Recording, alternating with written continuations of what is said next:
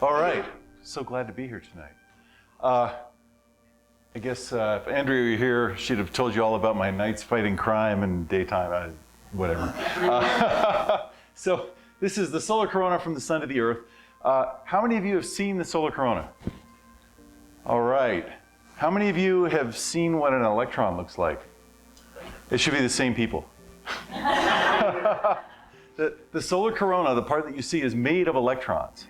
And so I'm very excited to talk about it because the corona and the extended solar wind, which I'll show you movies of in just a moment, are the smallest thing and the largest thing you can see in the sky. Electrons are the smallest thing you can see, and during an eclipse, you can see them with the naked eye in the bright sunlight near the sun.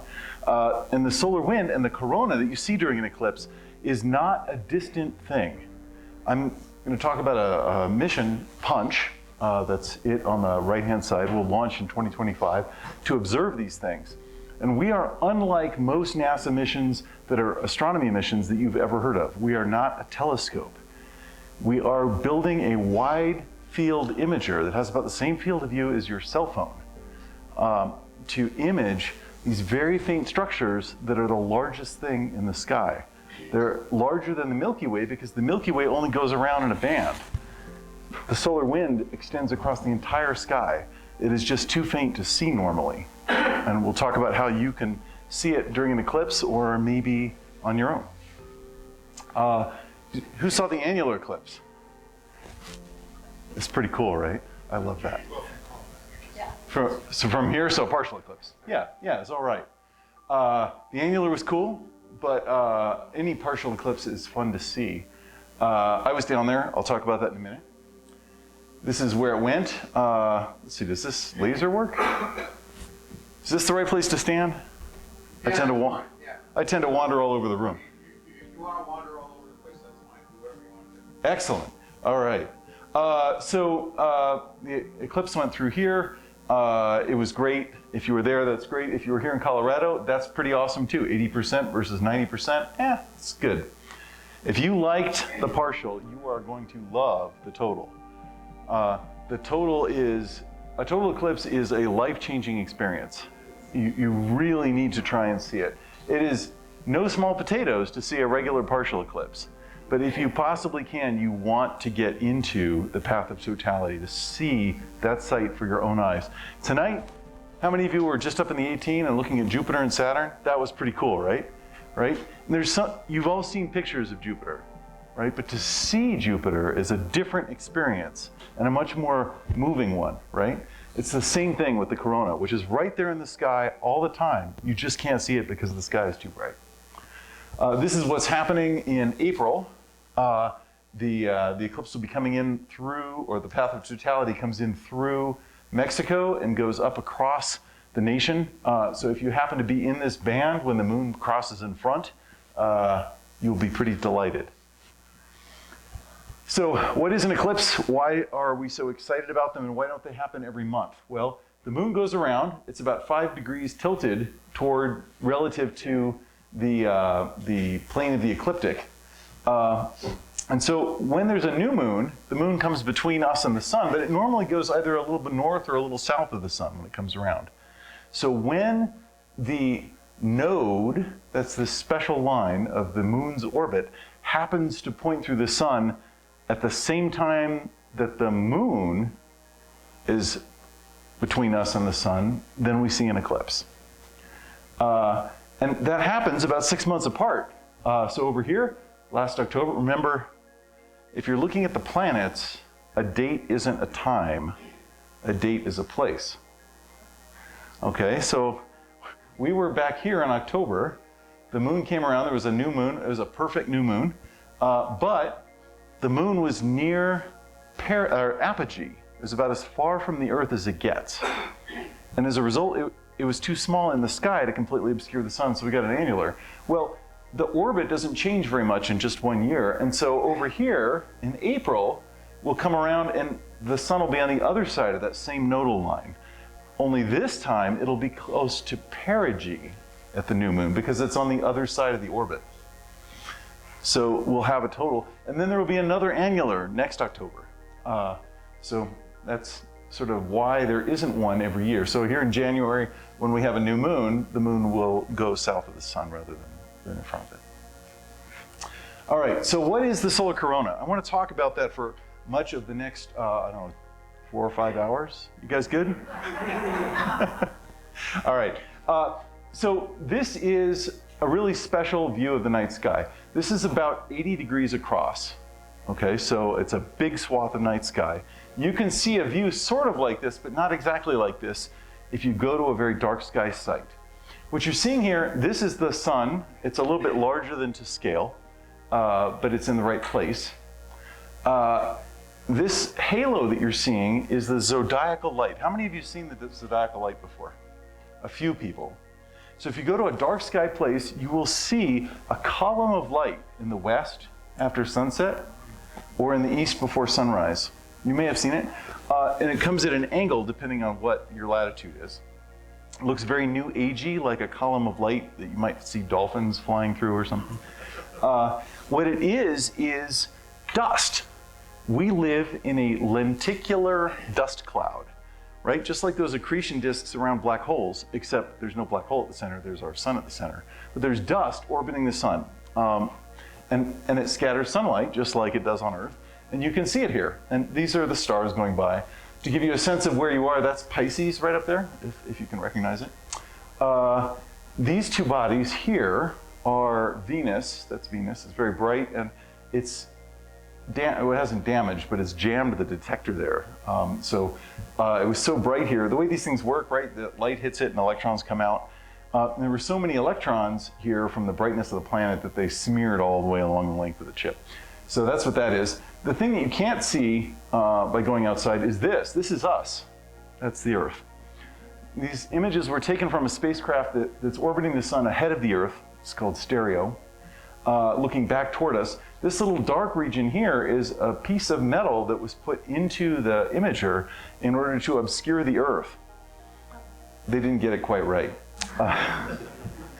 So anyway, this is the stars going by. You can see this is a time lapse, 2-hour exposures, so very deep exposures. I want you to note over here 0 to 30.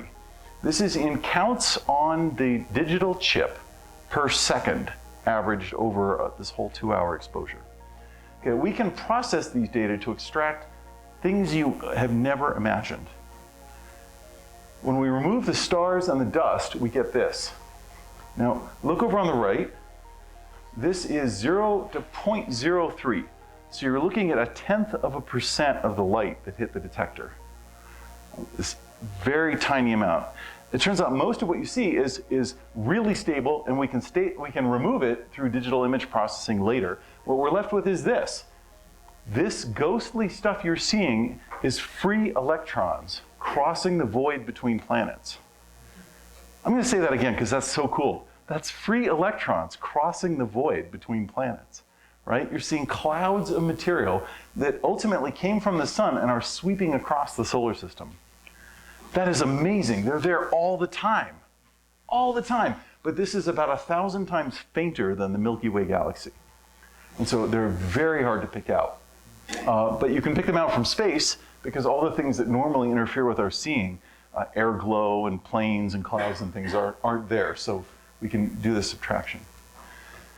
This is what the sun looks like, or the corona looks like, after removing the dust cloud.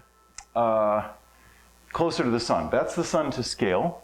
You're looking at a time lapse from an instrument called LASCO that is the main way we view the solar corona day to day. Has been for 20 years. I cut my teeth on SOHO as a young scientist in 1995 when it was launched. And it was a 2-year mission. It's still going. It's pretty well built. SOHO is hanging 1% of the way toward the sun at what's called the Lagrange 1 point. It's a gravitational balance point between the Earth and the sun. So the planet never gets in the way. It just has a clear view of the sun all the time. These things are, well, that is called a coronal mass ejection. That is a bunch of material that's flying out of the sun's corona. It happens all the time, as you can see. The sun is the corona is a very dynamic place. Now, I'm going to, at the risk of going a little slow,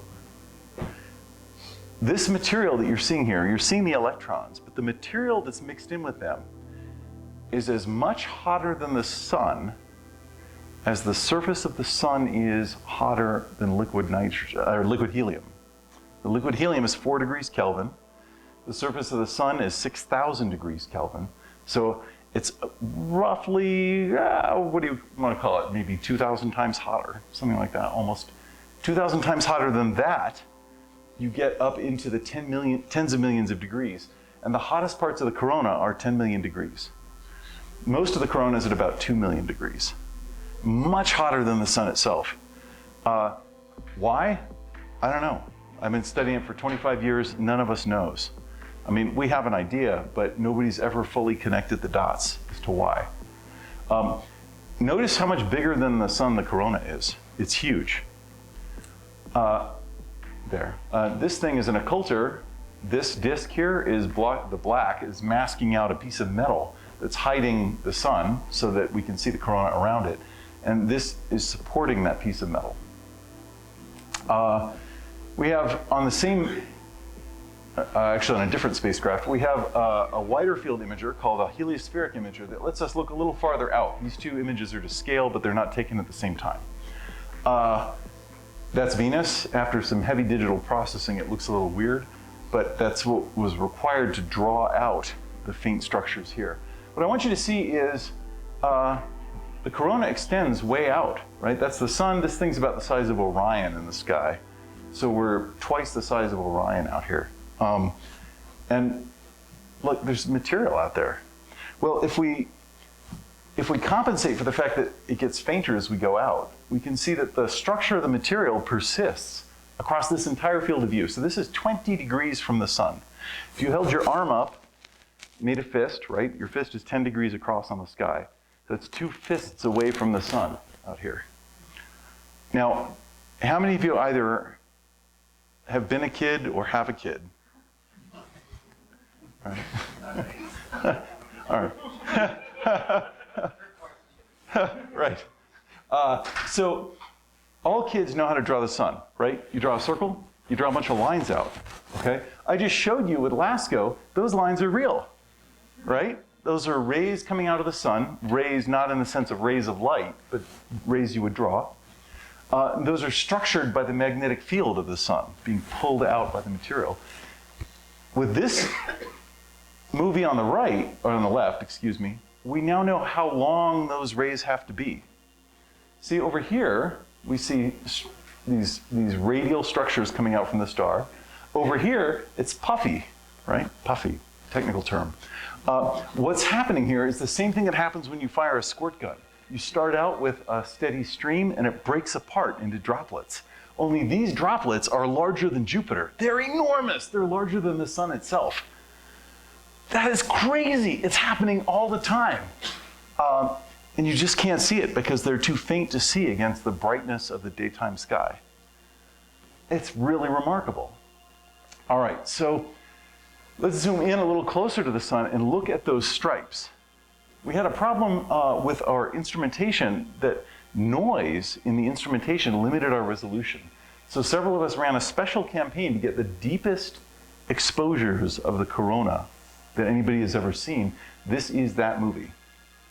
So this is the best image of the sun's outer corona ever made. You can see it's moving very slowly. And it is extraordinarily highly structured. We called it a wood grain structure because it just looks like it goes all the way down, right? Just like you're looking at a piece of hardwood where you can't quite see the grain, just the variations in it. That's remarkable. So the corona is a very complicated place. All this material, notice there's a general trend out. The sun is, this material is so hot, it's not bound to the sun by gravity. It's only bound by the magnetic field. When it blows out the magnetic field, it streaks out into space at hypersonic speeds, hundreds of miles a second, crosses the void. If we take the average brightness of the corona and subtract it, we can see just the stuff that's changing. Let's do that. This is what happens when you remove the steady part. Look at that. That's incredible, right? This is not a steady flow with some stuff in it. This is what we call a riotous torrent right? This is stuff streaking out in all directions, any old which way, at all different sizes all the time. It's amazing, right? There is no part of the corona that doesn't have one of these blobs in it. It's just, they're fainter than the background. And so if you don't remove the background, you can't see them very well.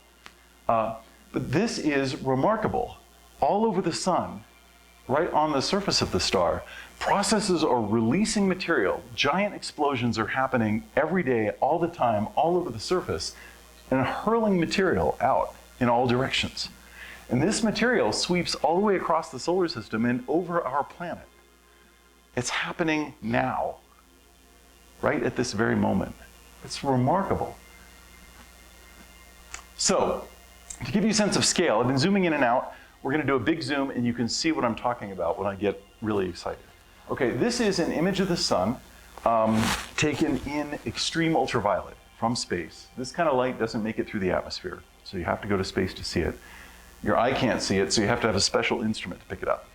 But it lets you see the corona against the disk of the sun, because the sun itself is very faint in these wavelengths. It's not hot enough to glow. Now let's zoom out. These other instruments that are forming this mosaic are all visible light. That's the region I showed you. That's the larger one. This is the very large one that I started with. We can't show them all together, so I put them in polar coordinates. And when in polar coordinates, that zooms in on the inner ones and out on the outer ones. And so they all sort of fit together. Now watch this. We'll animate this. What you're going to see is a structure that forms in the corona, sweeps out across the solar system, sweeps over Venus, and impacts the Earth. There's a spacecraft right in front of the Earth. Watch this gauge. Bam. When the structure from the sun impacts the spacecraft, the gauge pegs, right? We can actually see things forming in the atmosphere of our closest star, streaking across the interplanetary void and hitting the Earth. And we can measure that impact when it hits. This is calibrated in atoms per cc. And each of these is 1. So that's pretty close to empty space, but it's measurable, right? And this is very tenuous. You couldn't breathe it, you wouldn't feel it. You'd think of it as empty space, but it is real material, and it's sweeping across in giant clouds. Okay, just to drive this point home, those things, those coronal mass ejections, are enormous and complicated. Here's one leaving the sun. I just want to show you this because it's such a beautiful thing to see how complicated and how enormous these things are. And they're streaking out at 800 miles a second, the fastest ones, right? I mean, it's incredible. That's like, what, here to the Pacific coast in 1.5 seconds or something. So that's what we're interested in looking at. When this material streaks across the solar system, it impacts the Earth. I mentioned that. We have an atmosphere because we have a magnetic field. And the magnetic field diverts this material around the Earth. Mars doesn't have a strong magnetic field. It doesn't have an atmosphere. That is not a coincidence. These materials are going so fast that when they impact the outer atmosphere of the planet, they spall off individual atoms one at a time. And over hundreds of millions of years or 1 billion years, they'll strip an entire atmosphere away. So we're very fortunate that we have a magnetic field and a vigorous core in our planet that sustains it, because that protects our atmosphere by diverting the material around. In the meantime, that makes space weather, which is a whole topic in itself. Auroras, changes in the magnetic field. A geomagnetic storm is an event where the Earth's magnetic field is actually deflected by the impact of one of these clouds. And the very strongest ones can be detected by a person with a compass. If you stand in the Rocky Mountains and watch your compass every day, you will note every once in a while the needle diverts. And that's one of these large clouds impacting our planet. At the other end, if we zoom way out, what we've got here is an artist's rendering of the solar system with a shock wave around it where this wind impacts the interstellar medium. And the wind blows a bubble around us and protects it from the interstellar medium, just like the Earth's magnetic field protects us from the solar wind. So this is enormous. We have 2 spacecraft that have actually penetrated this region, right? The Voyagers. And New Horizons is catching up. Maybe it's past them already. So I guess that's 3. And it's kind of remarkable to think about that our very first man-made objects have left not just the neighborhood of our planet, but the neighborhood of our star. Pretty cool. All right, to give you a sense in 3 dimensions, this is a movie that was taken from Parker Solar Probe. How many of you know what that is? Parker Solar Probe? Parker Solar Probe is a spacecraft that we launched a few years ago now. It's designed to fly through the solar corona. And it has 1 camera on it, which can record the corona, and it's doing that here. So here you can see we put those aren't on the sky, of course. We put graphics of the constellations on. But down here you can see the orbit as the spacecraft goes around the sun. It goes very close, and through the corona itself, these streaks here are the solar corona. But as I'm going to let it go through one more time, watch here and sort of get a sense of the 3-dimensional structure as we fly through it. This is not something that's painted on the sky. This is a spiky mess that extends out like a sea urchin in all directions from the star. It's really remarkable. I'm going to do it one more time because it's so cool. Boom. So Parker Solar Probe is flying through the corona 3 times a year. It has an orbit that is every bit as stable as a planet because it's in heliocentric orbit. And I expect to see lots of results from this for years to come. But there's a little taste. All right, so going back, I'm leading a different mission called Punch. Punch is going to unify solar physics and heliospheric physics. What we've been studying the sun for a long time, largely through remote sensing, telescopes. We train telescopes, radio telescopes, spectrographs at the sun, and we observe it using the light that comes from it. Over on the right, the way we study the solar wind is by launching a probe with a bunch of instruments on it that measure the characteristics of the wind. Now, if you try to understand these structures using this kind of data, that's like going into medical school and trying to study human anatomy, but the only tool they give you is the electron microscope. Right? You know everything there is to know about what's going on in a cell with your electron microscope, but you know nothing about how the sinews and ligaments are attached to the bones. Right? So over here, we have the electron microscope. Over here, we have the gross anatomy. Parker Solar Probe is carrying this type of science inward to the corona so that we can measure the ground truth of what's happening in these structures we see. Punch is going the other way. We're going to routinely image all of the things I just showed you, all the way out to 45 degrees from the sun, continuously for the entire mission. And I'll show you how we're going to do that. So this is our field of view. I didn't talk about it, but the structure here changes from field of view to field of view. It's a truism in science that whenever there's something interesting happening, it will happen in the gap between your instruments. So we have a continuous field of view that will cover this entire range. And we're also looking over the poles. The stereo mission that I showed you the teasers from doesn't see over the poles of the sun. So we know nothing about what's happening near the north and south magnetic poles. Punch will look there. Here's why this is hard. This is very hard. Okay, plots are hard to read. We're gonna dive in. Let's do this together. I know you can do it. So this is calibrated, this is a logarithmic scale. Each of these is a factor of 10. Okay, this is in brightness units. B sun is the average brightness of the photosphere. So that is a very bright thing. You can't look straight at the sun without hurting your eyes, right? So that's very bright. So I've marked here some typical other things that aren't quite so bright. A city night sky is about 1 billionth as bright as the sun itself, or 1.3 or 5 billionth. Desert full moon night sky, the galaxy, stars outside the galaxy, and then Earth's air glow, which you may have seen if you've been at a very dark sky site.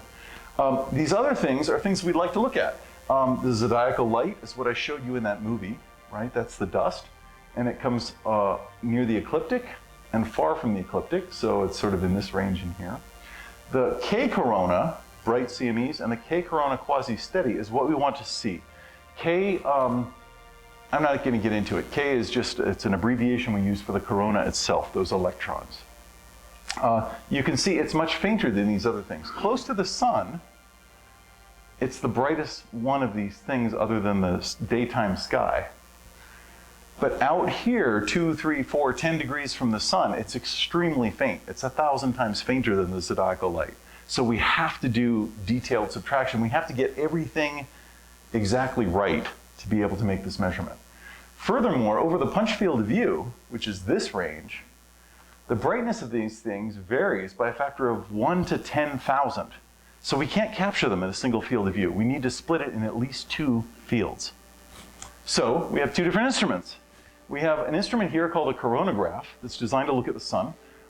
We call it a narrow field imager, though by the standards of these instruments, it's actually a wide field. We have a telescope back here, that's these lenses, and a very expensive digital camera in the back behind them. And on the front here is a very carefully crafted piece of metal that blocks out the sun, and it has little fins on it and all kinds of neat stuff to reduce the stray light coming in. So this hides the sun. This looks out around that occulter in order to see the corona. Over on the right, we have the same instrument, but in linear geometry. This is called a heliospheric imager. And instead of an occulter, we have an artificial horizon, this solar vein that's flat, that the thing just peeks over. And then a very deep corralled baffle here that blocks out the sun to 16 orders of magnitude. Now this thing isn't big. It's 800 millimeters long. That's like this long. The whole thing could be held in your hands. You could fit it in a large backpack. But down here at the back, it is 16 orders of magnitude fainter than this in the sunlight. So this thing flies in the eternal noontime of space, and this little pit in the back where the camera is darker than the darkest night you've ever experienced. And it's all happening in inches. It's remarkable. This is how they all work together. We have 3 of those wide field imagers. We could mount them all on one spacecraft, but then there'd be a planet in the way. Dang. So we spread them out around the planet. And they all orbit around looking at the sun there. They paint this giant trefoil on the sky, and it rotates as they orbit the planet. So we stitch those together digitally on the ground. Easier said than done. This is what the field of view looks like with some terrestrial context. It is enormous. Our field of view is 90 degrees across. It would go from the horizon to the zenith. Right? So it is really big. We are not a telescope. This middle thing is about the size of Orion. And you can just sort of see how that looks. This is the sky during the 2017 eclipse. This is a movie showing how we will deploy these things. And it's 2 minutes long, well worth it. Okay, so we launch them all on one spacecraft. We spring deploy them at a slight angle to the orbit, like that. And they're all leaving at a walking pace, about 1 meter per second, 1 yard per second. And they just sort of drift. Now, if you started walking right now, and you never stopped, and you walked in a straight line, in 90 days, you'd be 1/3 of the way around the world. Nothing stops these, so they do it. So you're sort of seeing the different things happen. We open the solar panels, and then over the first couple of days, they just drift apart.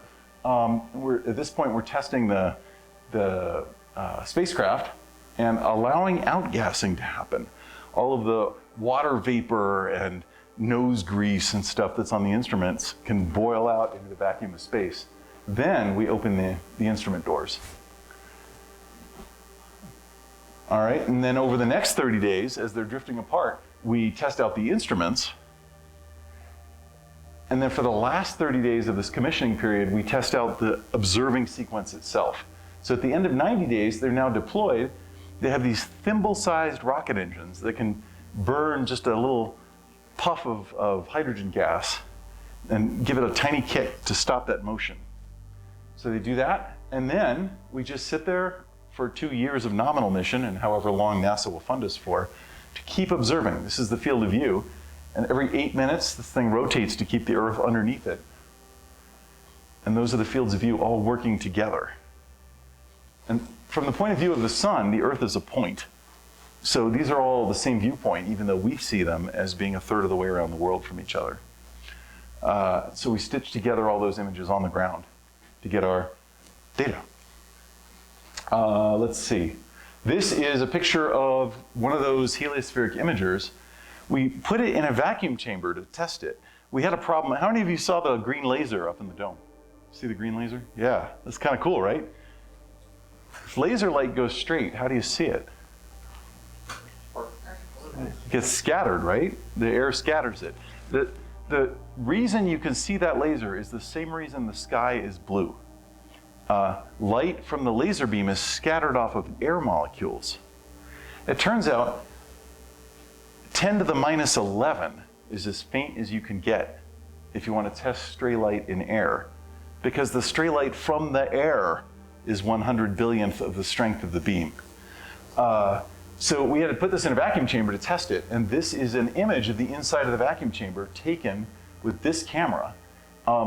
We expected to get about 1,200 counts. If we met our requirements, we measured 10 counts.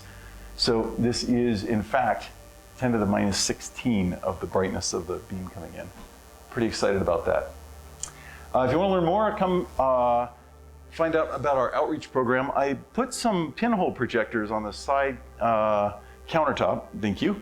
So if you don't have one, take it.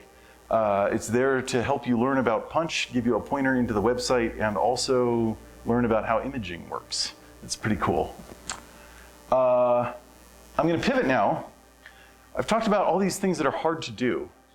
But remember, we started talking about how great it is to actually see things for yourself. So I'm going to talk about Cape Core, which is something that we took to the annular eclipse. This is a coronagraph for everybody. So coronagraphs have a long history here in Colorado. The Climax Observatory was up near the Climax mine, up above Leadville. Have you ever been up that way? Yeah? So the actual site of this building is gone now because it was mined out. But there were instruments here a long time ago observing the solar corona. So there's a long history, almost 100 years, of people observing the corona from Colorado. This is talking about, there's a famous paper from 1957 describing a new instrument for that site called the K Corona meter. Just talking about free electrons. So people have been talking about the fact that the corona that you see is electrons for a very long time. This is a diagram of that instrument.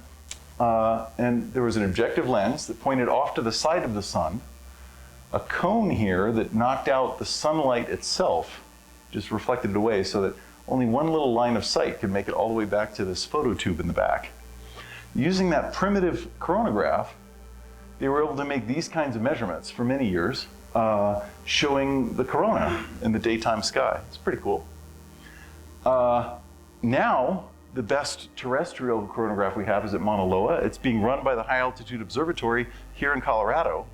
They're based down in Boulder, but they have a facility in Hawaii. It's on Mauna Loa because the air is clear there and it's very high altitude, so they're above most of it. And you get things like this. This is a movie made from that coronagraph, heavily processed to remove the sky and to compensate for the waning brightness of the corona. But it goes out to about 2 solar radii from the star itself. That is pretty neat. I think it's 3 solar radii. That is hard. I'll go back to this plot of brightnesses to show you how hard that is. This gray line here represents the brightness of the corona versus solar radius, right? So 1 is the edge of the sun itself, and this thing falls off by a factor of 100 or 1,000 before you get out to 2 solar radii. So the fact that this movie shows almost equal brightness is a reflection of the fact that it's been processed. That's a hard thing to do. But notice here, this is the brightness of the sky at a really high altitude desert with 90% eclipse. This is a good desert sky. You get an order of magnitude bonus from an annular eclipse. And so we thought, well, hey, if we're going to try something new, let's try it now when it's easier.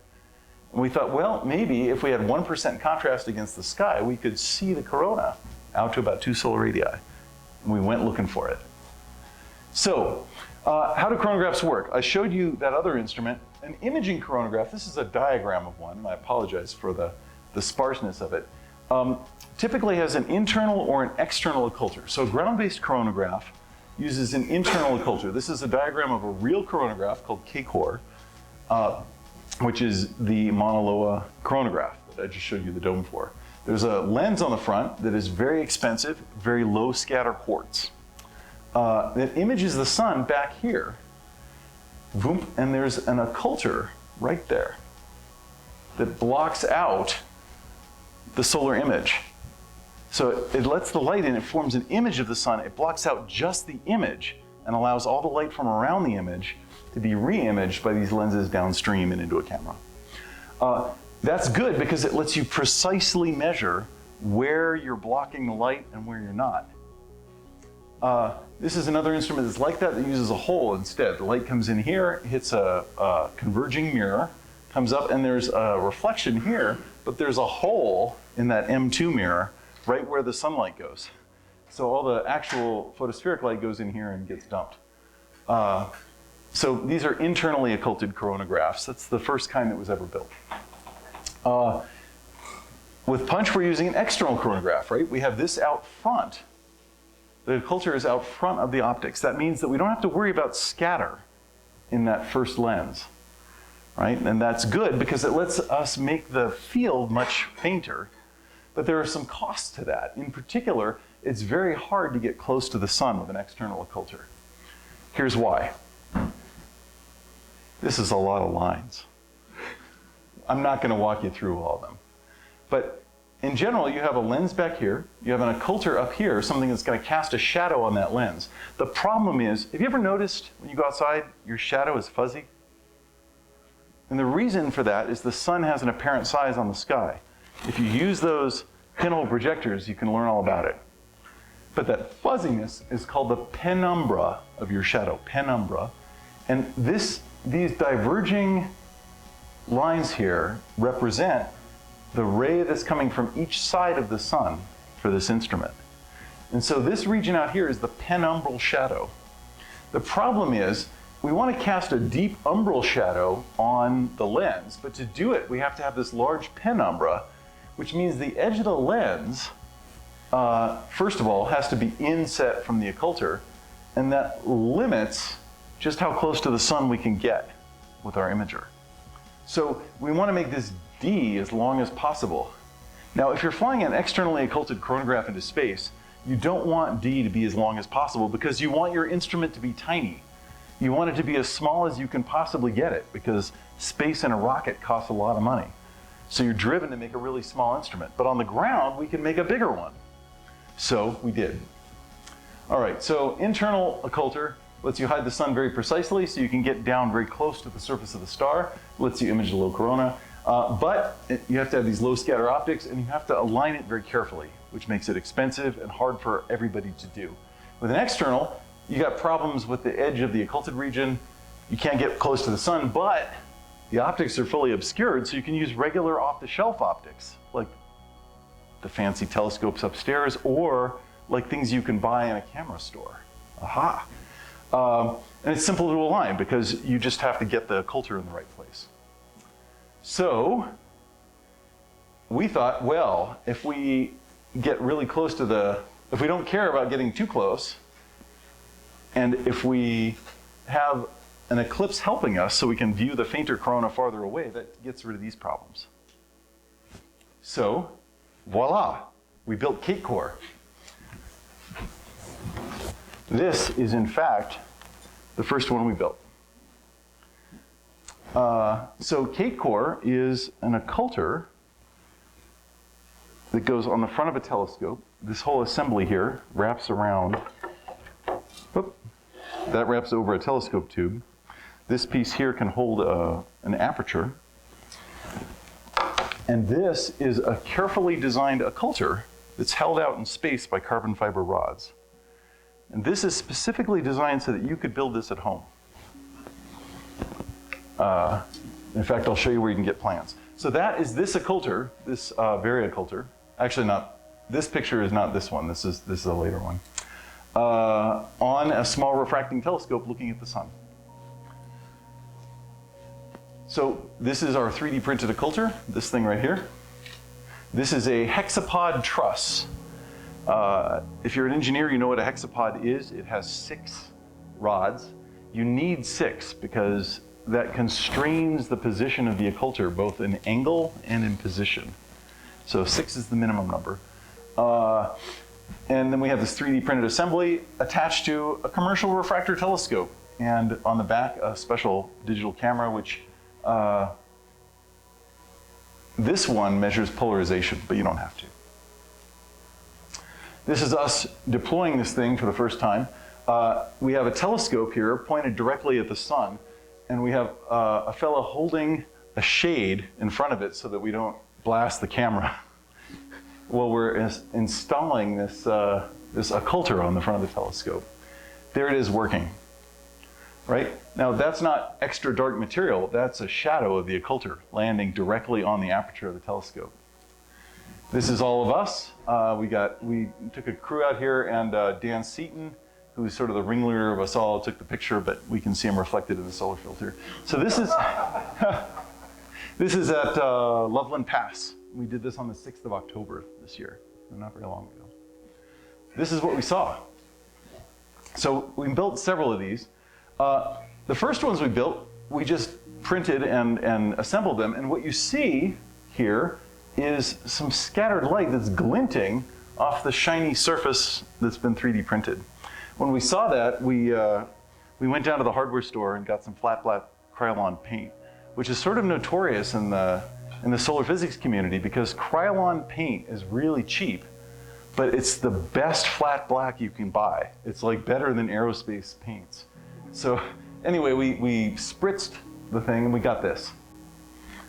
So pretty happy about that. What is this? What are we seeing? This is the outside of the occulter. These little blobs here are where this truss is getting in the way, right? And these bright rings are diffracted light that's coming around the occulter, which means that we're not glinting anymore.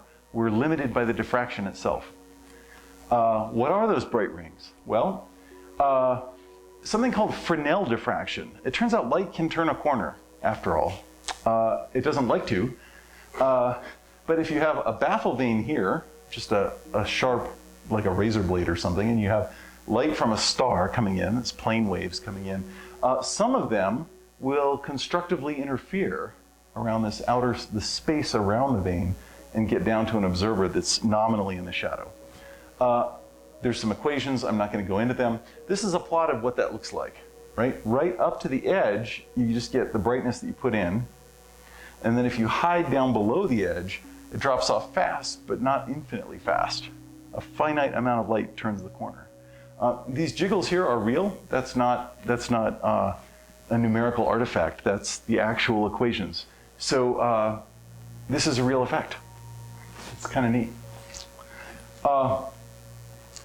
I'm going to do a little aside here to the spot of Arago because it is so cool. Can everyone say Arago? Arago, all right. So Arago is my hero because in the beginning of the 19th century, so 1809, I think, there was a conference in Paris and people were talking about what is light, right? Newton had this theory that light was corpuscles. It was particles that shot out of light bulbs or out of the sun or out of whatever and into your eye. And other people had this idea that it was waves and people were fighting.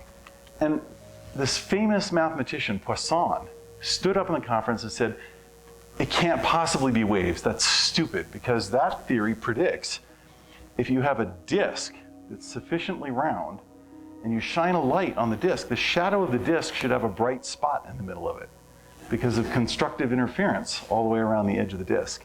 All the light coming in would have the same phase, and so it should constructively interfere. You should see a little bright spot there. Everyone said, that's ludicrous. Arago, the graduate student, went out and measured and found the spot. It's like, oh, well, it's waves.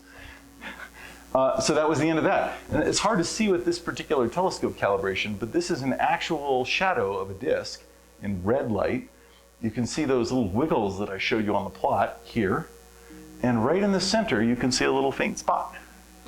That is the spot of Arago. And it's like remarkable because it's there all the time.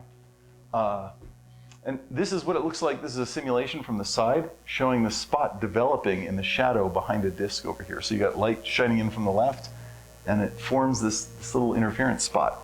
This is what it looks like just from a ray diagram. You've got these wavelets coming out from the edges, and they interfere constructively at the center. It's sort of neat. That's what we're fighting with a coronagraph. We're trying to remove that. So the best way to do that is you produce multiple disks so that each disk hides the light from the last disk. You do that a few times. Each time you knock down a factor of 10 or 100. We couldn't do that with this, but we 3D printed it. And when you 3D print stuff, you get layers, and they have little ridges. And it turns out that is exactly what you need. So we printed this thing from where you're sitting. Looks like a little puck. It's just a cylinder, but it's not. It has faintly curved edges that are very precisely curved in order to force the light to interact with at least 6 layers before it gets around. So that beats down the brightness, but not all the way. So this thing is 3D printed. I 3D printed most of it at home. This is our lab printer, which is the same brand. This is a Prusa. You can just buy them. And you can print this stuff. This is in PETG, which is the same material that your milk carton is made of. So I think that's like $1 worth of plastic here. And this is the assembly drawing. We drew this in a thing called Tinkercad, which is a free CAD software that kids, are there any kids in the audience? Kids can use to design stuff. If you go to tinkercad.com, you can like start designing stuff, and you can in fact manipulate the design for this coronagraph. The occulter, we had to use FreeCAD. Tinkercad isn't quite precise enough. But FreeCAD is at least free software, so grown-ups can pull that down and manipulate their occulter. These are all listed on a free 3D printing website called Thingiverse. You can just go search for it, Kate Core, and there it is. You can pull the design and mix and match it and do what you want. And the rods, sorry? Oh, yeah, the rods are, we just ordered those online. They're carbon fiber rods. It turns out you can just buy them. And then we glued it together with JB Weld. So we took a couple of these. One of them is at Loveland Pass. This is the Loveland Pass crew. This is the Sandia Peak crew. I went to Sandia Peak during the October 14th eclipse. This is Alec DeForest, Noble Assistant, who's actually in the audience. Where are you, Alec? Oh, there you are. That's Sandia Peak above Albuquerque, and that's right where we were. So there's a cliff right on the other side of this horizon line, and that meant that the wind was very low there. We were protected, so we could observe cleanly. And that's Kate Core being prepared to observe. So this is what we saw. This is right after annularity. So the moon is just on the edge of the sun. And we see this really interesting phenomenon here that I think is Baily's beads, mountains on the moon, obscuring little bits of the photosphere. And then over here, maybe that's corona. We had a polarizing camera, so we could drill in a little bit. The corona is polarized, stray light typically isn't. So this is about a factor of 3 inside that other image. You can see the structure on the outside here gets a little bit brighter. And the rings get a little brighter too, but not as much. All right, so what is that? Well, in the wind, this occulter was shaking a little bit. And we can see the pattern from the occulter shakes.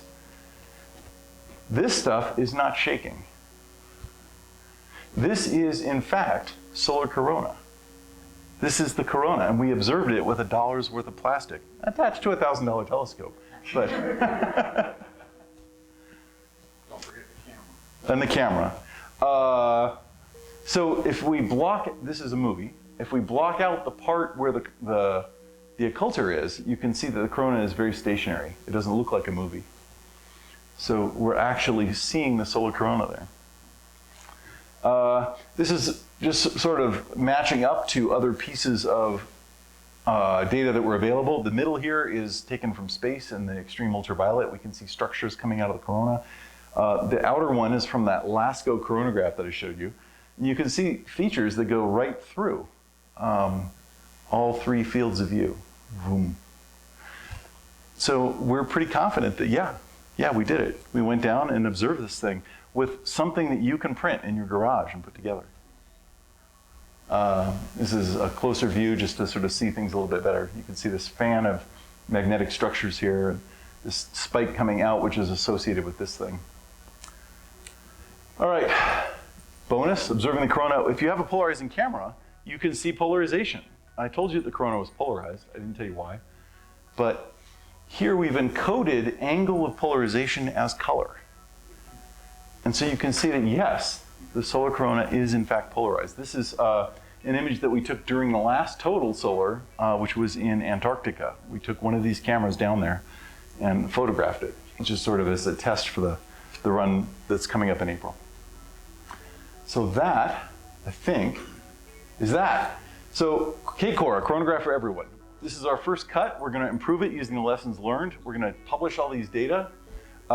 We deployed it on the 6th of October and the 14th of October of this year. And soon, we hope to have an improved occulter design that will allow you to see the corona on any good day using hobbyist equipment. Pretty neat. So here's our website for Punch. We have a Punch outreach program with lots of interesting products, including those 3-hole Punch cards. There's a Q code here if you want it. Otherwise, you can just remember Punch and Google it. And here's the takeaway. The corona is spectacular. Go see it. It's in the sky all the time. You can see it with the naked eye on the 8th of April, and you will know what electrons look like, because that is what the corona is made of. It sweeps through the solar system and is sweeping over you right now, even though you can't see it. Punch will view it and watch for our data. And K-Core is for everyone. So if you have a student, or if you are a lifetime student and you would like to try looking at the sun, watch for our designs, or looking at the corona. Thanks.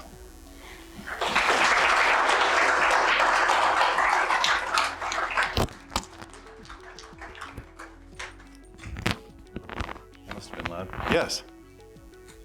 Say what he's talking to see April eclipse? I did not say. I will be in Dallas, Texas. The path of totality goes right over Dallas.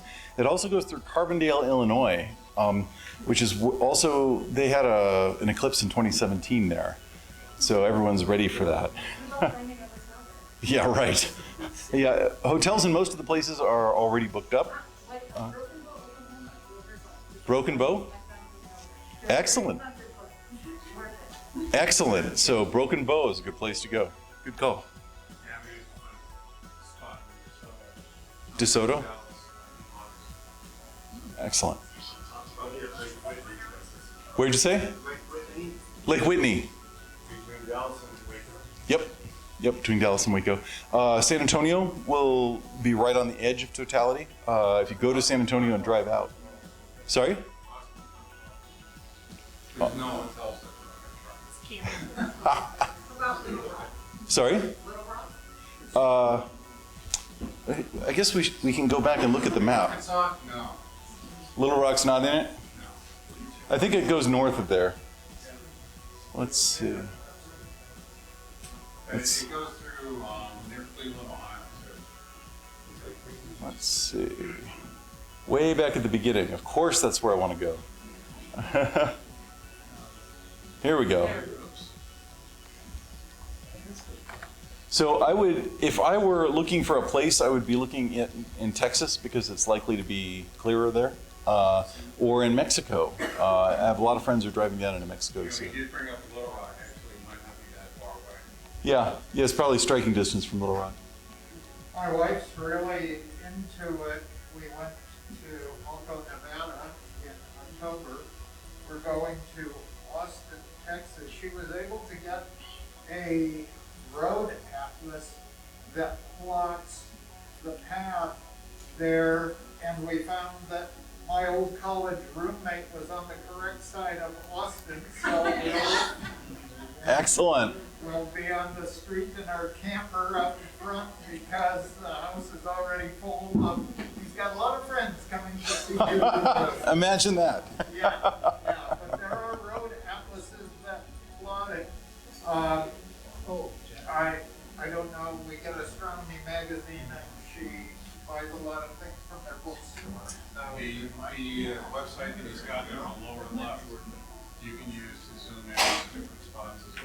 greatamericaneclipse.com. Yeah, yeah. So, all right. Any other questions? Yes. How much of the Corona can you get with a hydrogen alpha filter? How much of the Corona will you get with an H alpha filter? That is a good question. And the answer is not very much, but the part that you get is really interesting. What you see with an H alpha filter is basically molecular hydrogen. So it's a very cool material. So they're great for looking at the surface layers of the sun below the corona itself. But when a coronal mass ejection goes off, it typically has a core of cool material that was suspended in the field. And so you can see that core spreading out and being evaporated by the much greater heat of the corona. So that is, if you happen to catch something like that, it is phenomenal in an H alpha scope. Did you have a? Yeah, are the electrons going to be free on April date? Will the electrons be free on the April date? Yes, and for you, no charge. Yes? So I have a question. On the 11-year solar cycle, how does that affect the corona? How does the corona get affected by the 11-year cycle? That's another hour lecture, really. But, right, so what's happening, the sun, so the Earth's magnetic field reverses every 20,000 years or something, right? The sun's does it every 11. And it's almost the same process, we think. But the sun is much more energetic, and so it happens more frequently. So because the corona is structured by the sun's magnetic field, it greatly changes the structure. During a solar minimum period, the corona is almost like the center of a lenticular disk or a fried egg or something, because all of the magnetic field near the poles just goes straight out into interplanetary space. And so the material just leaves. We call it a coronal hole. But during solar max, when the magnetic field is highly structured, there are lots of closed magnetic structures, north and south poles everywhere. And that makes the corona both more locally structured and also more uniform all the way around. If that makes sense. There's spikes going out in all directions. Yeah. Don't be in the path. Don't be in the path of one, right? This is a good chance to ask a question. I promise I don't bite. Got anything burning? Yeah? Are the sun's poles pretty much oriented with the plane of the orbit of the Earth? Are the sun's poles oriented with the ecliptic or the orbit of the Earth? The ecliptic is tilted 6.5 degrees from the sun's poles. So we actually get to, people say we don't get a good look at the poles of the sun ever. We do get a little bit of a look because we can get it 6.5 degrees above it. It's sometimes a year or below. But that's small potatoes compared to what we'd like, of course. All right. Oh, yes. With the little coronagraph that you built, can you use it in the full sun, or did you like have to? Can we use it in the full sun? Well, it turns out this one could probably be made to work in the full sun. But based on what happened with this one, we think we can build an even better occulter that will routinely work in the full sun. Did you have to be up high? Like you were always like on top of a mountain? It's best to be as high as possible. And the reason for that is the sky is darker up there. So there's actually an expression, coronal skies. If you go hiking on a 14er, you'll notice the sky is much darker. And you can actually, on a really clear day, you can blot out the sun with your thumb and get little hints of the corona at the top of a 14er. But down at sea level, you'd never do that. Pikes Peak has a parking lot. Pikes Peak has a parking lot. Yep. And Mount Evans. That's right. All right, in that case, I'm going to break it, but if you'd like to discuss, I'll be here to talk about things. Thanks again. Thank you.